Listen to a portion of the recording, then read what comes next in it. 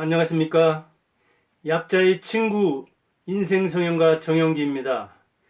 오늘은 조국을 아빠라는 차원에서 한번 살펴볼까 합니다. 아마 작년 올해에서 조국처럼 또 추미애처럼 많이 언급이 된 남자 여자는 드물 겁니다. 그 중에 조국, 그가 교수 장관들을 지냈는데 교수 장관에 앞서 아빠입니다.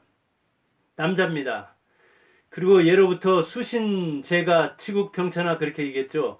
그게 순차적으로 수신, 자기 몸을 잡고, 제가 집을 가지런히 하고, 치국, 나라를 다스리고, 그 다음에 평천하, 천하를 평정한다 그렇게 이야기를 했는데, 우선은 자기에서 시작해서 천하까지 말하지만 이게 순서가 아니라 동시에 이루어져야 된다, 하나로 봐야 된다 하는 사람이 있는가 하면 순차적으로 보는 사람도 있는데, 과연 좋은 아빠와 좋은 대통령, 여러분들이 어떻게 생각합니까? 저는 좋은 아빠를, 자녀를 바람직하게 자립시키는 사람, 아니면 자녀가 바람직하게 홀로 설 수 있도록 돕는 사람을 말한다고 봅니다.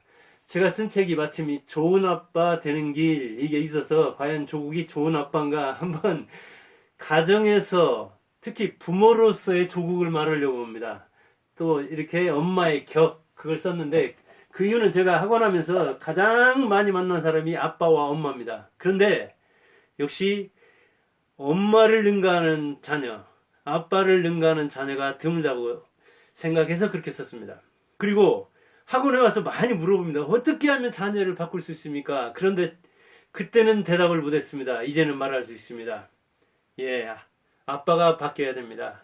당신이 바뀌어야, 엄마가 바뀌어야 자녀가 바뀝니다 하는 차원에서 제가 이렇게 엄마의 격, 좋은 아빠 되는 길을 썼는데, 오늘 조국은 교수죠. 그리고 좋은 아빠라고 생각하는 사람도 많을 겁니다. 그런데 저는 과연 그런가 회의감을 품고 있습니다. 아직도 계속되는 아빠 노릇을 해야 되기 때문에 단정적으로 얘기할 수는 없지만, 저는 지금까지 드러난 것으로 봐서는 그렇게 바람직하지 않다고 봅니다. 바람직한 아빠, 좋은 아빠는 아니라고 생각합니다. 그는 교수 또는 장관을 역임했는데, 옛날 사람들이 정철 우리가 하면은 그가 문학가인 줄 알지만 사실은 정치가입니다. 그런데 옛날 사람들은 관학일치다 해가지고 이 관리와 학문은 하나다 해서 왔다 갔다 했습니다. 학문은 학자가 곧 정치가요, 정치가가 곧 문, 그것도 문학에서도 문사철, 문학, 역사, 철학, 이것은 한 덩어리다. 그러니까 옛날 사람들은 정말 팔방미인이었습니다. 그래서 그림도 그리고 서예도 하고 정치도 하고 시도 짓고 노래도 부르고 이렇게 했는데, 관학일치라는 생각에 지금도 젖어서 그 조선시대에 이 관리관에 입각해서 정치하는 사람들이 학계도 가고, 그리고 학계에 있는 사람들도 정치를 많이 바라봅니다. 조국은 이렇게 교수이면서 장관이었고 자녀의 입시를 지원할 만한 서울대 출신이었습니다. 그런데 그 부인까지 서울대 교수여가지고 여기저기, 서울대 교수들은 대개 교수의 한 25% 안팎을 점유하고 있어가지고 350개나 되는 그 대학 여기저기 전화 한 통이면 통할 만한 곳이 많습니다. 역시 조국과 그 부인 정경심은 그래서 연결해서, 지금은 이제 정경심은 그 수감 중인데 지금 또 재판 중이죠. 아무튼 연줄을 많이 이어서 지원을 했습니다. 그런가 하면은 중졸자 이 갑돌이 그런 막노동을 합니다. 그러면 오히려 자녀를 학대합니다. 부인을 학대합니다. 이렇게 조국 같은 사람과 그 다음에 이 막리를 하는 사람은 극과 극 대칭이 됩니다. 대립이 되는데, 과연 돕는다는 게 뭔가, 자녀를 학대하고 자녀의 앞길을 막는 것, 그것은 말할 것도 없이 돕는 게 아니죠. 그렇다면 조국처럼 어떤 그 스펙, 그 다음에 무슨 그 봉사활동 했다는 거, 표창장, 그리고 세미나에 참석했다는 거, 그 다음에 무슨 알바를 했다는 거, 무슨 번역을 도왔다는 거, 이런 것 저런 것을 직접 했든 아니면 만들어 줬든 지금 재판 중인데, 그게 과연 돕는 것인가? 자녀를 좋은 아빠로서 바람직하게 키우는 것인가? 그리고 아까도 얘기했듯이 좋은 아빠란 자녀의 자립을 돕는 사람인데 그것도 바람직하게 지원을 해야 될 텐데 그게 과연 능사인가? 그게 정말 좋은 지원인가? 그런 이야기를 해보는 겁니다. 미국에서는 조국 같은 행동을 좋게 안 보죠. 왜? 개척정신, 도전정신을 가지고 자립을 스스로 해야 된다고 생각하는 것이죠. 그리고 부정이나 편법을 동원하는 것, 권위적인 것, 권력을 동원하는 것, 이거 굉장히 싫어하는 것이죠. 그래서 미국에서는 어떻습니까? 교수라는 말 자체도 잘 않잖아요. 그냥 할아버지하고 너나 하나 하는 겁니다. 이렇게 대등하게.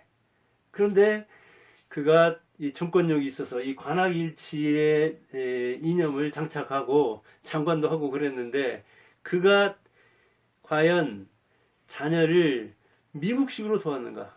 부인과 함께 부부 교수로서 미국에서 공부를 했는데 그런 개척정신과 도전정신을 어디다 두고 한국적으로 그렇게 행동을 했는가? 물론 좋은 아빠에 대립되는 개념으로 나쁜 아빠라고 하는데 나쁜 아빠는 배드 파더스 해가지고 그런 사이트도 있죠. 이혼 후에 양육비를 지불하지 않는 사람을 이렇게 그런 아빠를 나쁜 아빠라고 하는데 말할 것도 없이 나쁜 아빠죠. 왜냐하면 자녀를 보호하고 양육하고 교육하는 것은 아빠로서의 기본 중에 기본이잖아요. 그런데 이혼했다 하더라도 자녀가 성인이 될 때까지는 그것을 충실하게 해야 되는데 그런 기본마저도 저버리니까 나쁜 아빠라고 규정해서 그냥 이렇게 사진을 내보내고 직업을 내보내고 그런 수가 있는데 그러기 전에 약속을 지켜야 하건만 결혼해서 그 서약했던 것도 휴지처럼 생각하는 사람들이 이혼한 다음에는 법원에서 했었던 그런 약속을 잘 지키지 않다 보니까 그러죠. 그런 아빠는 역시 말할 것도 없이 나쁜 아빠죠. 그런데 상당히 그런 아빠도 많죠. 그러다 보니까 이제 그 엄마가 되게 양육을 하는데 아빠에 대해서 좋은 말을 할 리가 없죠. 양육비도 안 주니까. 그럼 양육비 안 주는 거에 대해서도 불만, 또 아빠 때문에 이렇게 우리가 고생한다는 불만, 그리고 자녀에게는 절대 아빠 닮지 말라고 해서 아빠를 아주 나쁜 사람으로, 나쁜 인간으로 규정을 하니까. 그리고 실제로 어머니가 자기를 양육하고 자기를 양육하기 위해서 갖은 고생을 하니까 엄마에 대해서는 굉장히 고마움을 갖고 우호감을 가지고 있고 엄마는 때로는 죄책감이 들기는 하지만 나 같은 엄마 안 만났다면 자녀를 잘 키웠을 텐데 나 같은 엄마를 안 만났다면 좋은 이렇게 아빠하고 정상적인 가정에서 정상적인 지원을 받으면서 아빠와의 그 조화 속에서 행복한 가정 속에서 잘 자랄 텐데 하면서 죄책감이 들면서도 자기가 양육한다는 그것 때문에 그런 죄책감을 보이기보다는 오히려 그걸 분노로 표시해 가지고 자녀와 이렇게 합치해서 아빠를 아주 몹쓸 인간으로 규정하는 수가 있죠. 참 이게 가정을 그 파괴하는 이세를 기르는 것이기도 한데 엄마가 하나에 바치니까 원한이 차니까 그렇게 하는 수가 있습니다. 이게 모든 게 어찌 보면 이 부모 자격증이 없는 데서 나오는 겁니다. 자, 운전만 하려고도 운전면허가 필요하잖아요. 어쩌다 택시 타면은 그 좀 껄끄러운 택시기사 만나면은 조금 불편하죠. 상당히 불편해도 그냥 참으면 되잖아요. 그 택시에서 내리면 그만이잖아요. 그런데 자기 가정 택시, 가정 열차를 무자격 부모가 운전하고 하는데 그 가정 열차에서는, 가정 택시에서는 내릴 수도 없잖아요. 왜? 부모를 바꿀 수 없으니까. 평생 어찌 보면 그 부모와는 악화된 관계 속에서 살아야 되잖아요. 그래서 신경정신과나 이 상담소에서 기승전 부모 그렇게 나옵니다. 왜? 모든 문제가 꼬인 문제가 내 인생이 안 풀리는 문제가 부모에게서 나온 것 같거든요. 그래서 제가 지금 하는 이야기가 어쩌다가 하류가 되었는가, 내 인생이 어쩌다가 이렇게 되었는가 하는 이야기를 하려고 하는데 오늘은 부모 편이고 그 부모 편에서도 이 좋은 부모라고 하는 조국마저도 과연 좋은가 하는 의문점을 갖고 한번 파악을 해보는 겁니다. 분석을 해보는 겁니다. 그런데 부모 자격증도 없는 우리는 무자격 부모들이잖아요. 그렇다면 어때야 돼요? 그냥 나를 키운 부모 방식밖에 다른 부모가 부모 노릇하는 방식에 대해서는 또 알지도 못하잖아요. 그러니까 부모보다 내가 더 좋은 부모가 되려고 한다든가 아니면 적어도 나는 엄마처럼 아빠처럼 안 해야 되겠다 하는 이 반면교사 의식을 가지고 그 반대편으로 가려고 하는데 그마저도 자유롭지 않잖아요. 보고 들은 게 있기 때문에. 아까도 얘기했듯이 우리는 엄마를 뛰어넘을 수 없고 우리는 아빠를 뛰어넘을 수 없습니다. 그래서 이게 3대, 4대 이어지는 거잖아요. 불행도 행복도. 그런데 그 가정 열차에서는 부모가 무자격자라고 해가지고 폭행 운전을 한다. 폭행을 하고 어찌 보면 굉장히 사나운 운전 정도가 아니라 사고를 내고 또 내고 계속해서 사고를 내도 그 차에서 내릴 수가 없잖아요. 내린다 하더라도 이 핏줄은 끊어지지 않잖아요. 부모가 이 땅에서 이승에서 떠나도 그 핏줄은 끊어지지 않잖아요. 남아 있잖아요. 내가 정리한다 하더라도 정리할 수 없는 것이고 남들은 다 알고 있잖아요. 그래서 만국 공용 욕이 뭡니까? 자기 부모 욕하는 거잖아요. 그래서 자기 부모를 내심은 나쁘게 생각할지라도 원망할지라도 남이 그것을 확인해 가지고 너네 엄마는 참 행실이 나쁘다. 너네 아빠는 참 남자 같지 않고 인간 참 못됐다. 그런 이야기를 남한테 들어봐요. 자기 부모 욕하는 걸. 그러면 그냥 뒤집어지잖아요. 그 이유가 어디가 있어요. 자기가 바로 그런 부모 밑에서 컸으면 부전자전 모전 여전 해가지고 똑같은 딸 아들 아니냐. 그러니까 그런 거거든요. 그래서 이 무자격 부모가 이끄는 가정에서 뛰어내리지 못하니까 그렇게 자녀는 고생을 하는데 부모 입장에서는 부모 자격증은 없지만 사실은 99%가 어떻게든 자녀는 자기보다 더 좋은 사람을 키워내려고 합니다. 그래서 선의를 지녔지만은 그게 좋은 일인지 어쩐 일인지 모르면서 하는 수도 많고 남들이 하니까 이번에도 그랬잖아요. 뭐 이용구던가요. 남들도 다 그런다. 그렇듯이 조국처럼 하는 사람도 꽤 있을 수 있습니다. 저도 뭐 대학가에 많이 있었고 박사학위까지 받으면서 수십 년을 대학에 다녔고 지금도 이렇게 뭐 지방이니까 손바닥만 하잖아요. 그냥 안테나 조금만 올리면 들을 수 있는 이런저런 이야기가 있는데 그런데 서울대 교수들이 어찌 보면 그 자녀하고 공동명의의 논문 쓰는 것도 제일 많이 했잖아요. 서울대 교수들이 영향력이 있다 보니까 연결을 잘 할 수 있으니까 그런 측면도 있는데 아무튼 자녀가 이렇게 부모가 마음에 안 든다 하더라도 부모를 골라서 태어날 수 없으니까 그렇다면 좋은 아빠를 만나면은 자기 인생이 풀리고 어찌 보면 절반은 자기 인생이 펴지죠. 그렇지만 그것을 못 만났을 때 부모 찬스는커녕 나쁜 부모를 만났을 때는 어찌해야 되는가. 그럴 때는 부모 찬스는 접어두고 자기 찬스를 써야 되죠. 아빠 찬스랑 엄마 찬스를 쓸 수 없으니까 내 어머니가 추미했으면 좋겠다. 내 아버지가 조국이었으면 좋겠다 하는 사람들도 꽤 있겠죠. 그렇지만 그렇지 않을 때는 막노동하는 중졸 나온 우리 아버지가 나를 학대하고 엄마는 학대할 때 엄마하고 뛰쳐나와가지고 둘이 산다고 하면은 아빠 찬스는 이제 끝난 거잖아요. 아빠 찬스는 버린 거잖아요.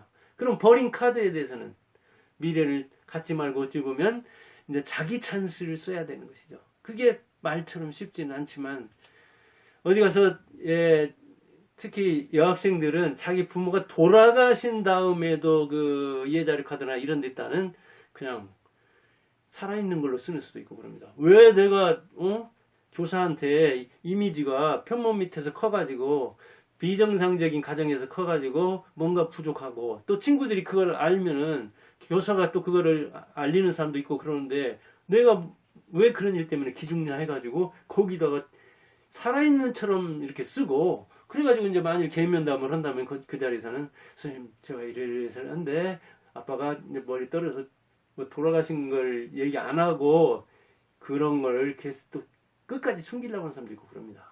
그럴 정도로 자기 그 부모에 대한 컴플렉스가 있는데 그 아빠 찬스를 버리고 그렇게 그 사는 사람으로서는 아까도 얘기했듯이 기승전 부모가 될 수밖에 없는 거죠. 내 인생의 모든 것은 부모에서부터 시작하는데 어떤 아이들은 그렇게 부모 찬스를 받는데 나는 부모의 저주를 받았다. 그렇게 생각할 수 있는 거죠. 그렇지만 제가 볼 때는 인생은 아빠와 부모와 자기의 합작품이다. 합작품.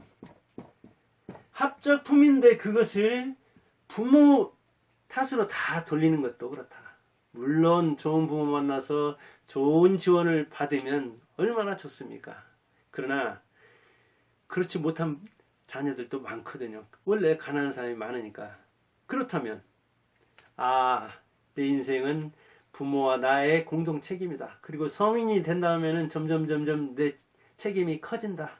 그렇게 해서 내가 오히려 저 부모로서는 최선을 다한 것이다. 부모가 10만 원 주는 것은 부자 부모가 100만 원, 1000만 원 주는 셈이었는데 내가 철없을 때는 몰랐지만 성인이 돼가지고 취업해서 자녀들 키워보니까 알겠구나. 저도 그런 측면이 있습니다만 그런 다음에는 이거는 부모와 나의 합작품이고 부모가 최선을 다한 것이 옛날에 마음에 안 들었는데 지금 생각하니까 정말 초인적인 능력을 발휘했구나. 그렇게 생각하면서 크는 겁니다. 바로 누가 그랬어요? 이번에 블룸버그에서 한국 3대 분야를 발표했죠. 누구였어요?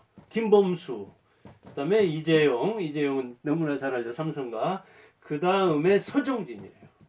자, 흑수저 출신이 둘이나 됩니다. 이렇게. 김범수 얼마나 가난했습니까? 뭐 7, 8명이나 되는 사람이 한 집에서. 서정진 자기 아버지가 연탄 배달도 하고 그랬다고 하잖아요. 그러니까 아빠 찬스는 쓸래야 쓸 카드가 없었어. 서정진도 김범수도. 근데 이재용은 이제 재벌 2세, 3세니까 말할 필요가 없는데 이렇게 한국의 최고 부자, 순부자로 생각해서 1등과 3등이 흑수저 출신이고 부모 찬스 못 받았고 가난했기 때문에 오히려 내가 내 인생을 책임져야 된다. 빈자는 다른 사람에게 책임을 전가할 수 없다. 그리고 아버지 어머니는 그 속에서 최선을 다했다. 그러니까 나는 내가 할 수 있는 이 삶 앞에서 최선을 다하자. 그렇게 해서 성공한 거예요. 김범수와 서정진이. 그러니까 아빠 찬스를 써서 그 스펙까지 만들어가지고 대학에 보내가지고 뭐 의사가 됐든 변호사가 됐든 뭐가 될 수가 있겠죠. 그게 능사냐 이 말이죠. 그게 자립을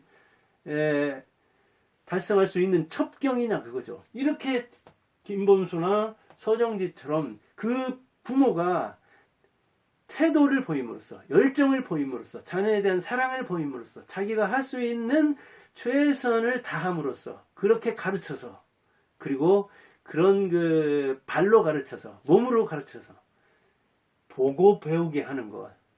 물론 부모가 꼭 그렇게 모범을 보여가지고 따라가는 건 아니에요. 나는 부모처럼 안 살아야 되겠다 해가지고 반면교사로서 다른 길로 가가지고 성공하는 수들도 있어요. 그거는 역시 자녀 성공이 8할 이상인 거죠. 그러나 대체로는 합작품이죠. 저는 이 김범수와 서정진도 합작품이라고 봅니다. 그러니까 가난하면서 막 술주정만 부리고 자녀 학대, 아내 학대, 그리고 계속 밖으로만 돌고 말썽만 일으키는 그런 그 작은 아버지들, 삼촌들, 꼭 그런 아저씨들 있잖아요. 이거는 극과 극인 거죠. 그러니까 가난할수록 태도라도 바르고 자녀 교육에 대한 열정이라도 가지고 그리고 서울대 출신으로서 이렇게 부부 교수인 조국과 달리 자기가 할 수 있는 최선을 다하면서 미안한 마음을 가지고 자녀에 대해서 이렇게 기도하고 자녀에 대해서 모범을 보이고 자기가 못하는 것에 대해서 물론 자기를 죄인처럼 생각해서 죄책감을 가지고 살 필요까지는 없지만 그런 사람들이 자녀를 잘 키우더라고요. 저도 이제 사교육기관에서는 학교에서 봤기 때문에 그런 사람을 적게 본 측면은 있지만 제가 이렇게 63년 살면서 보면 그렇더라고요. 역시 모범이 최고의 스승입니다. 발로 가르치는 게 좋지 입으로 해야 무슨 말을 못해요. 글 쓰는 거야 무슨 글을 못 써요. 그런데 되게 수신제라도 제대로 못하고 이런 사람들이 치국 평천하겠다고 하는데 그래요. 뭐 평천하 잘하는데 치국을 못하는 사람 그러고 또 수신을 못하는 사람도 있죠. 사실은 세종도 잘못한 게 부모 노릇입니다. 아빠 노릇입니다. 그가 잘못해서 사실은 문종 그 다음에 그 며느리까지도 너무 그게 잘하려고다. 너무 완벽하게 하려다 그런 측면이 있습니다.